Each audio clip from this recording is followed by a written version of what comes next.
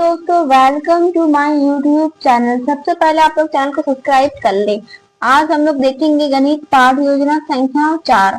दिनांक आप लोग लिख लीजिएगा। आप लोग जिस दिन पढ़ाने जाइएगा वो दिनांक लिखना है। घंटी कौन सा पीरियड में आप पढ़ाते हैं वो पीरियड लिखना है। जैसे हम सेकेंड पीरियड का बनाए हैं, कक्षा 6 का बनाए हैं लेसन प्लान, खंड सेक्शन ए, विषय गणित, अध्याय दशमलव, प्रकरण दशमलव का उपयोग। अधिगम उद्देश्य में पहला पॉइंट है छात्रों को गणित के प्रति रुचि उत्पन्न कराना।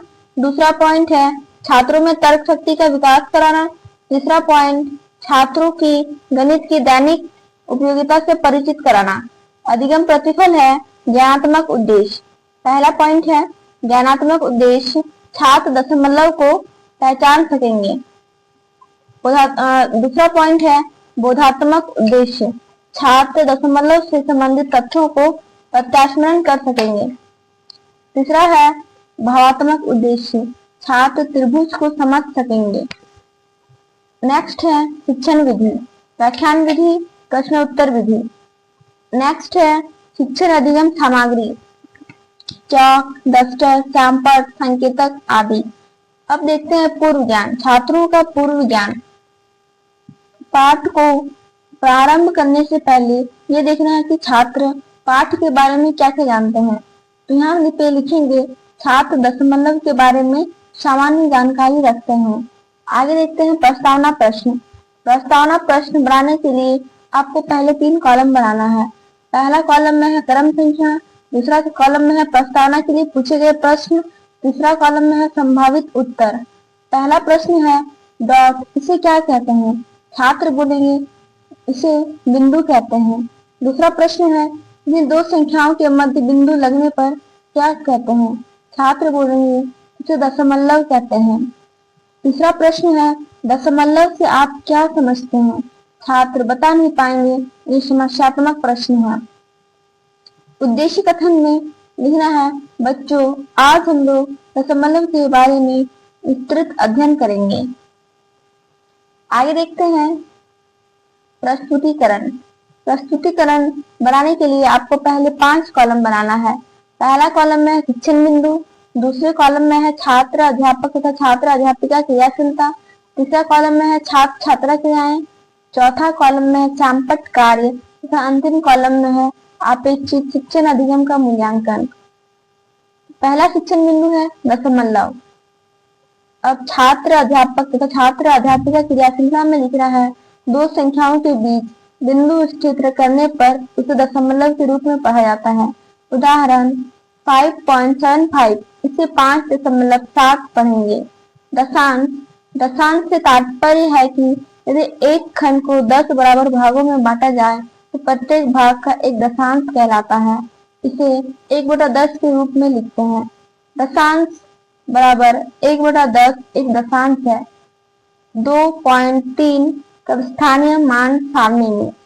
पहले कॉलम में लिखना है इकाई, दूसरे कॉलम में लिखना है दशांश। पहले कॉलम में लिखना है इकाई में 2 और दशांश में 3। आगे देखते हैं 23.5 का सारणी। 23.5 का सारणी बनाने के लिए आपको 3 कॉलम बनाना है। पहले कॉलम में है दहाई, दूसरे कॉलम में है इकाई, तीसरा कॉलम में है दशांश। दहाई में 2 लिखेंगे, इकाई में 3 लिखेंगे और दशांश में 5 लिखेंगे। इसको हम ऐसे भी लिख सकते हैं कि 20 + 3 + 5/10। आगे देखते हैं 20.5 का सारणी। 20.5 का सारणी बनाने के लिए भी आपको 3 कॉलम बनाना है। पहले कॉलम में है दहाई, दूसरे कॉलम में इकाई और तीसरे कॉलम में दशांश। दहाई में 2, इकाई में 0 और दशांश में 5। छात्र छात्रा क्रिया में छात्र ध्यान पूर्वक सुनते हैं।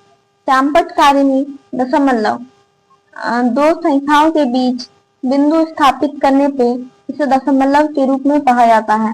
जैसे 5.75 5.75 है। अब दशांश, एक खंड को 10 बराबर भागों में बांटना। जैसे 23.5 को, इसके लिए आपको 3 कॉलम बनाना है। पहले कॉलम में है दहाई, दूसरे कॉलम में इकाई, तीसरे कॉलम में दशांश। दहाई में 2 लिखना है, इकाई में 3 लिखना है, दशांश में 5 लिखना है। इसको हम ऐसे भी लिख सकते हैं 20 + 3 + 5/10। अब मूल्यांकन प्रश्न है। पहला प्रश्न है 20.5 को स्थानीय मान सारणी में लिखें। आगे देखते हैं, प्रस्तुतिकरण है। फिर सेम कॉलम बनाना है। पहले कॉलम में है शिक्षण बिंदु, दूसरे कॉलम में है छात्र अध्यापक तथा छात्र अध्यापिका क्रियाशीलता, तीसरा कॉलम में है छात्र छात्रा क्रिया, चौथा कॉलम में है श्यामपट्ट कार्य तथा अंतिम कॉलम में है अपेक्षित शिक्षण अधिगम का मूल्यांकन प्रश्न। नेक्स्ट शिक्षण बिंदु है शतांश।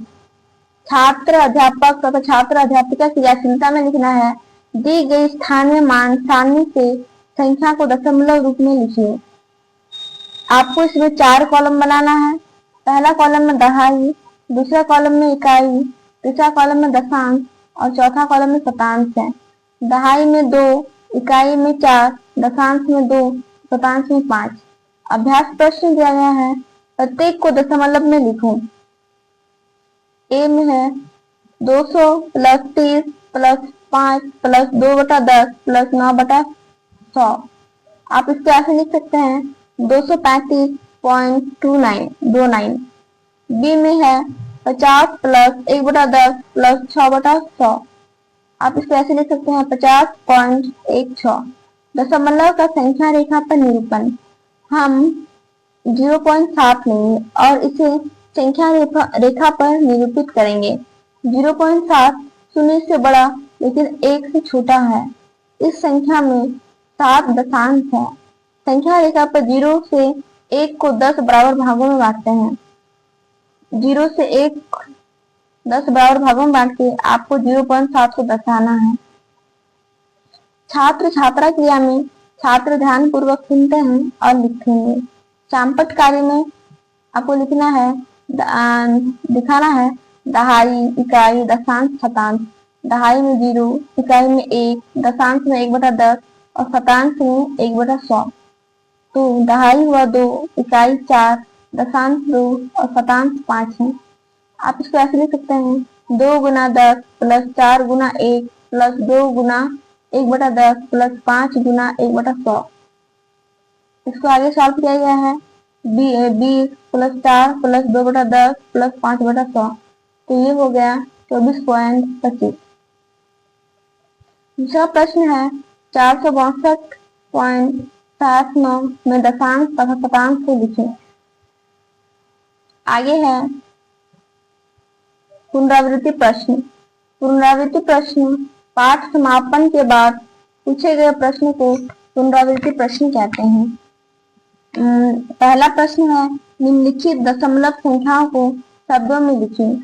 ए में है 0.04, बी में है 1.07, सी में है 3.24, डी में है 41.28। गृह कार्य। पहला प्रश्न है निम्नलिखित संख्या रेखा के किन 2 बिंदुओं के बीच स्थित है।